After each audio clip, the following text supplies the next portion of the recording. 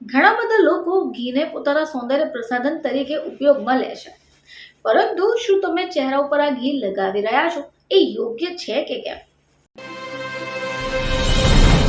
નમસ્કાર દર્શક મિત્રો, ખબર છે .com પરથી હું દ્રષ્ટિ આપ સૌનું સ્વાગત કરું છું. દર્શક મિત્રો, ઘણા બધા લોકો પોતાની ચહેરાની સુંદરતા માટે ઘણા બધા પ્રયોગો પણ કરે છે.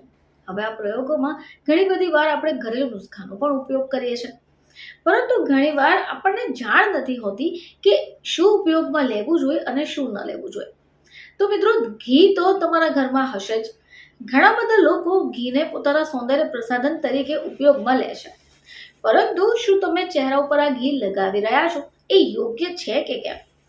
તો ઘીનો ખોરાકમાં કોઈ પણ સંકોચ વગર સમાવેશ કરવામાં આવે છે. હવે ઘરમાં બનતા પરાઠા હોય, નાન હોય કે રોટલી, ઘી લગાવ્યા વગર તેનો સ્વાદ અધૂરો હોય છે. પરંતુ ઘણા બધા લોકો આ ઘીનો અન્ય ઉપયોગ પણ કરે છે, એટલે કે ચહેરા ઉપર લગાવે છે. પરંતુ શું ઘીને ચહેરા પર લગાવવું ફાયદાકારક છે? ચહેરા ઉપર ઘી લગાવવાથી ત્વચાની ઘણી બધી સમસ્યાઓ દૂર થઈ શકે. હવે એવું શા માટે? કારણ કે ઘીમાં વિટામિન A, D, E અને K છે. ઓમેગા 3 ફેટી એસિડ પણ છે, જે બળતરા વિરોધી ગુણ પણ જોવા મળે છે.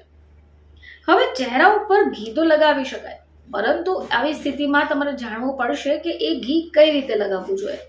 તો ચહેરા ઉપર ઘી લગાવવાથી ત્વચા તો મોઇશ્ચરાઇઝ થાય છે, શુષ્ક ત્વચાની સમસ્યા પણ દૂર થાય છે.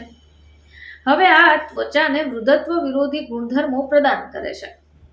જો તમને ચહેરા ઉપર ઘી લગાવવું હોય તો એના માટે તમારે હથેળી ઉપર ઘીના 2 ટીપા નાખીને ચહેરા ઉપર ઘસવાનું છે.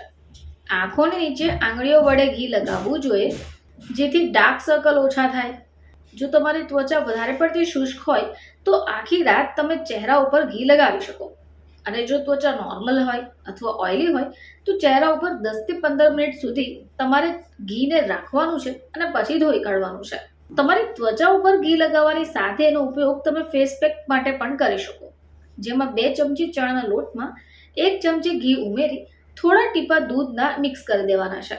15 થી 20 મિનિટ સુધી આ મિશ્રણને ચહેરા ઉપર લગાવી દો, બાદમાં ધોઈ કાઢો. તમને જોશો કે ત્વચા પર દેખાતા ડાર્ક સ્પોટ્સ ઓછા થઈ જશે અને ત્વચા પણ ચમકદાર રહેશે. હવે આ સિવાય એક અન્ય રીતે પણ તમે એનો ઉપયોગ કરી શકો, જેમ કે એક થાળી લઈને એમાં દેશી ઘીને નાખો.